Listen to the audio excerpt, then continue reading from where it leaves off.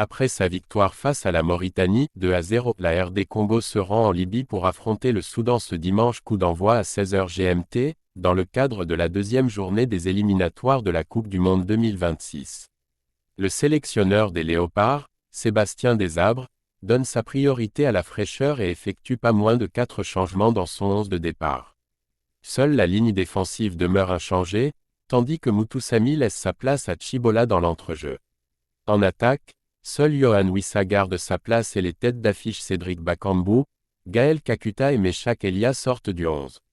Bongonda, ainsi que Banza et Diangana, tous deux récemment arrivés en sélection, en profitent pour débuter. Dans un peu moins de 45 minutes, les Léopards vont disputer leur deuxième match des éliminatoires de la Coupe du Monde 2026. Victorieux de la Mauritanie à la maison, 2-0, mercredi, les hommes de Sébastien Desabre prennent d'assaut le Soudan. Voici le 11 de départ côté Léopards.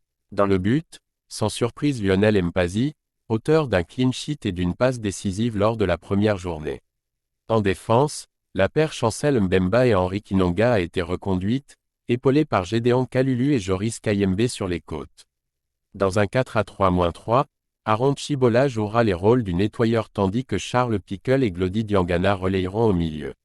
En attaque, exit Cédric Bakambu et Meshak Elia, place à Théo Bongonda, buteur et homme du match face au Mourabitoun. Il occupera les ailes aux côtés de Yohan Wissa tandis que Simon Banza sera chargé de conclure pour la rez-de-chaussée. Le coup d'envoi du match est à suivre à 18h de Lubumbashi, 1 heure de moins à Kinshasa.